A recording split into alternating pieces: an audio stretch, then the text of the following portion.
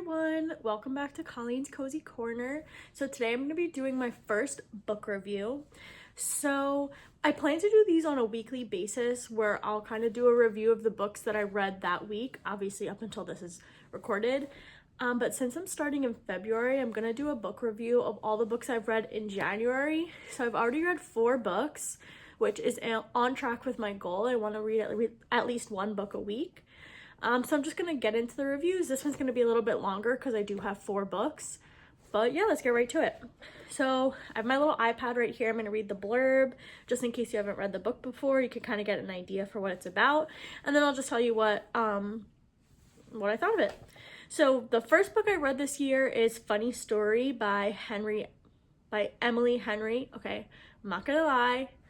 Showing my nerdy side a little, but I get that confused a lot because if anyone's a fan of Five Nights at Freddy's, one of the protagonists' name is Henry Emily and her name is Emily Henry. So I always have to pause and think which one I'm talking about when I'm talking about the book. So this is Funny Story by Emily Henry. So I'm gonna read the blurb. So it's a funny story. Daphne always loved the way her fiance Peter told their story. How they met on a blustery day, fell in love over an errant hat, and moved back to his lakeside hometown to begin their life together. He really was good at telling it, night up until the moment he realized he was actually in love with his childhood best friend Petra, which is how Daphne begins her new story. Stranded in a beautiful Waning Bay, Michigan, without friends or family, but with a dream job as a children's librarian that barely pays the bills. And proposing to be roommates with the only person who could possibly understand her predicament, Petra's ex, Miles Nowak. Scruffy and chaotic, with a penchant for taking solace in the sounds of heartbreak love ballads, Miles is exactly the opposite of practical, buttoned-up Daphne, whose coworkers know so little about her they are running a bet that she's either FBI or in witness protection. The roommates mainly avoid one another, until one day, while drowning their sorrows, they form a tenuous friendship and a plan. If said plan also involves posting deliberately misleading photos of their summer adventures together, well, who could blame them? But it's all just for show, of course, because there's no way Daphne would actually start her new chapter by falling in love with her ex-fiance's new fiance's ex, right? Sorry, my reading was a little off there. I'm looking at a screenshot of a blurb and it's pretty blurry. So this is a book that I did an audiobook. I did get it on Spotify. So if anyone has Spotify, you can listen to it there. So I did rate this 4 stars. I have a Goodreads. I'll link that down in the description if anyone's interested in following my Goodreads. You can see what books I'm reading and what I rate them before these reviews. So I did give this 4 stars. What this kind of alludes to is a fake dating story, which I personally love. To all the boys I loved before when Laura Jean and Peter are fake dating. I love that. That's one of my favorite tropes in romantic books. So I definitely love that. This is also my first Emily Henry book. And it's just a cute book. You know, it's not that crazy. Nothing crazy happens. You could kind of predict the ending from the beginning. But sometimes you just need a good, easy read that's just cute and fun and nice. So that's what this was. Like I said, 4 stars. I would definitely recommend it, especially if you love the fake dating trope like I do. It's perfect for it. So the next book I read was also an Emily Henry book, and that's The People We Meet on Vacation. So now I'm going to do the blurb for that. 2 best friends, 10 summer trips, 1 last chance to fall in love. I mean, the blurb is basically telling you how the book is gonna end. Poppy and Alex and Poppy. They have nothing in common. She's a wild child, he wears khakis. She has insatiable wanderlust, he prefers to stay home with a book. And somehow, ever since a fateful car share home from college many years ago, they are the very best of friends. For most of the year, they live far apart. She's in New York City, and he's in their small hometown. But every summer for a decade, they have taken 1 glorious week of vacation together. Until 2 years ago, when they ruined everything. They haven't spoken since. Poppy has everything she should want, but she's stuck in a rut. When someone asks her when she last truly was happy, she knows without a doubt that it was in that ill-fated final trip with Alex. And so she decides to convince her best friend to take one more vacation together. Lay everything on the table, make it all right. Miraculously, he agrees. Now she has a week to fix everything. If only she can get around the one big truth that has always stood quietly in the middle of their seemingly perfect relationship. What could possibly go wrong? So this is another book that I rated 4 stars. This is another trope that I like the friends to lovers, well, the friends to enemies to lovers. I kind of love that. I know they weren't really enemies, but, you know, they had their little falling out. I just thought it was so cute. I typically don't like going back and forth between different time periods because I often find that confusing. This is another book that I did as an audiobook, and I find it especially confusing with audiobooks because if I space out at the beginning of the chapter, sometimes I get confused, like, wait, are we in the present or in the future? So that confuses me sometimes, but then I think this book did it really well. I never had, like, confusion about if we were in the past or in the present.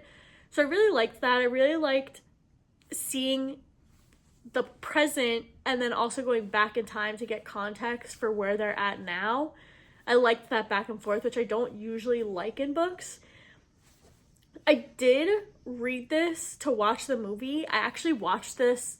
I think I read the book like the day before the movie came out because I saw it was coming out on Netflix, and obviously I wanted to read the book first. And I'm not gonna lie, I was a little disappointed with the movie. I don't know why, but I feel like they changed a lot of stuff for no reason. Like, for example, they changed, like, in the book, the week-long trip that they're going to in the present, Poppy kind of lies to him and says that it's a work trip and that her work is paying for it all, but that's not true.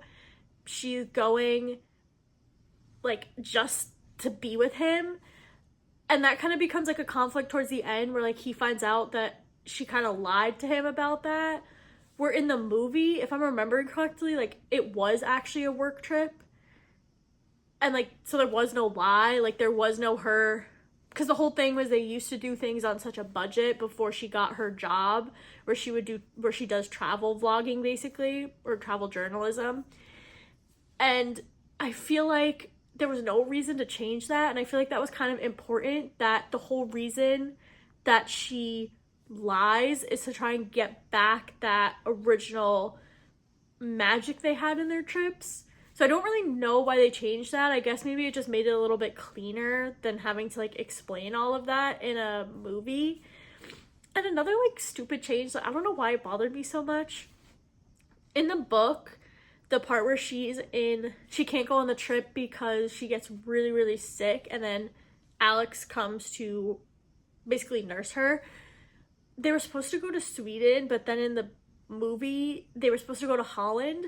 I don't know why that bothers me so much, but it's such, like, a little minor change that it's like, why would you change that for no reason? Like, they don't even go there. They go to New York City. Like, he just goes to her apartment. So I don't understand why they had to change such a minor detail like that. And there were a couple of things, like, throughout the book that they changed that, I don't know, or throughout the movie that they changed that I just felt like was a little unnecessary, but I did still like the movie. I just feel like they were a little more, like, sisters than they were, like, matching. But yeah, I really liked the book. Like I said, the friends to enemies to lovers, I love that kind of thing too. So definitely looking forward to reading some more Emily Henry. I know she mainly does the romance books, so I definitely look forward to reading more of those and seeing what other tropes she kind of explores. So the next book I read is The Housemaid. This one I did read physically on my Kindle. And like I said, I'm trying to get better at reading more physical books. I think I started this one back in December, and I only just finished it, like, last week. So I want to make sure, and it's not because I'm a slow reader, it's just because I don't prioritize reading physical books. Like I mentioned in my intro video, I kind of resort to TikTok scrolling, which I don't want to do anymore. So definitely making it a goal, read more physical books. So this is my first one of the year. So I'm going to read the blurb. "Welcome to the family," Nina Winchester says as I shake her elegant, manicured hand. I smile politely, gazing around the marble hallway. Working here is my last chance to start fresh. I can pretend to be whoever I like. Every day, I clean the Winchesters' beautiful house top to bottom. I collect their daughter from school. I cook a delicious meal for the whole family before heading up to eat alone, in my tiny room on the top floor. I try to ignore how Nina makes a mess just to watch me clean it up, how she tells strange lies about her own daughter, and how Andrew, her husband, seems more broken every day. But as I look into Andrew's handsome brown eyes, so full of pain, it's hard to not imagine what it would be like to live Nina's life. The walk-in closet, the fancy car, the perfect husband. I soon learn that the Winchester secrets are far more dangerous than my own. I try on one of Nina's pristine white dresses once, just to see what it's like, but she soon found out, and by the time I realize my attic bedroom door only locks from the outside, it's far too late. I reassure myself, though, the Winchesters don't really know who I am. They don't know what I'm capable of. Also, this is my first time reading the blurb. I don't usually read blurbs before books. It's saying, by the time I realize my attic door only locks from the outside, it's far too late. She realizes that as soon as she moves in. Like, that's kind of like a big plot point that is mentioned multiple times that bothers, oh my god, what's her name? Why did my mind just blink? Melly? Millie's her name. Okay. I don't know why I blanked on her name. But yeah, that's kind of like a point that Millie brings up multiple times, that she kind of like, she asks Nina multiple times for the key, because it kind of bothers her that it only locks from the outside. And then she asks like about the window. Anyway, I did really like this book. I gave it 4 stars. I'm not gonna lie, I did see the twist coming. Big spoiler warning for this book. This book is supposed to be like twisty turny, so I don't want to give it away. I feel like the romance books are a little more straightforward. They kind of always end up together. It's just more that one. Those are more about the journey. This one is about the end. So spoiler warning, I definitely did see coming that it was going to be the husband that was the bad one and not Nina. But I did really not expect to see Nina's perspective. So when we were like, you know, when I'm reading the book and then all of a sudden it gets to part 2, Nina, I don't know why that shocked me. I was not expecting to see from her perspective. So learning about the abuse basically, and that Andrew was the crazy one the whole time, I really liked how they did that. Even though I did see it coming, but seeing it unfolded that way rather than Millie finding it out and Millie being the one to tell the reader, I really liked that Nina was the one that let us in on that. I know the book kind of ends with allusion to a sequel, and I know there is a sequel, so I'm really interested to see the sequel plot, because it kind of gets set up that like Millie is basically now like a for-hire hitman for like abusive rich husbands. So like I'm really curious to see how that plays out, especially because in this book it was supposed to be like a mystery what was going on. Like you don't know Millie's background, you know that something weird is going on, but you don't really know what. Where like in the sequel you're gonna kind of know what's going on, so I'm really curious to see how that will all play out. I really want to watch the movie. Unfortunately, it's still in theaters, or if it's not still in theaters, it's not ready for rent yet. So I'm just waiting for this to come out so I can watch it, because I really want to see how they translate it. And also something that I'm really interested to see is multiple times in the book, it is mentioned how heavy Nina has gotten, and we kind of learned that she does that on purpose to make her husband not attracted to her anymore, because she finds out that he's a psycho crazy guy that's really abusive. So she kind of like lets herself go, she says, so he's no longer interested in her, because she can't divorce him. She's kind of trying to bait a divorce out of him. And Amanda Seyfried is not heavy. And I know that's not really an important point, but I feel like it kind of is at the same time, because the whole reason, and Millie mentions it multiple times in the book, how like unattractive Nina is, and like how could Andrew be with such an unattractive, heavy woman. So I feel like that is important, because we learn that Nina only looks like that to try and make her husband not attractive. Like she did that on purpose. So I'm interested to see if that is mentioned, really, if it's mentioned that Nina's not attractive, because obviously Amanda Seyfried is a very, like, conventionally attractive person, especially that she doesn't seem to have, like, you know, she's not heavy or anything. So I'll be interested to see if that plays a role, or how instead she tries to make him unattracted to her. But I'm definitely excited to watch the movie. I hope it comes to streaming soon, because I really, really, really want to watch it. When I started reading it, my goal was to finish reading it by the time the movie came out in the theater so I could go see it, but that didn't happen, obviously. So I'm just patiently waiting for it to come out onto streaming. So the last book that I read in January, it is called Nobody's Girl, a memoir of surviving abuse and fighting for justice. This book is by Virginia Roberts Grief. So let me read the blurb. Years ago, a teacher asked one of our children what their mother did for a living. My husband and I decided they should simply answer, "Mom fights bad guys." Since then, more than one teacher has wrongly assumed I am a cop. I'm not a cop, and I've never claimed to be an angel either. But I hope I have done some good. I spent more than 2 years traveling the world with Jeffrey Epstein and Ghislaine Maxwell. I know their cruel habits and those of the men whom they trafficked me. Seeking to silence me, my powerful enemies have threatened to bankrupt me and even have me killed. I haven't stopped talking. When I was a sex slave, I had no say. I will never say no again. So obviously this book is about one of the victims of Jeffrey Epstein. I did give this 4 stars, but I will say this was a really tough read. It was tough, but like important. Obviously I feel like Jeffrey Epstein has been such a hot topic recently in current events.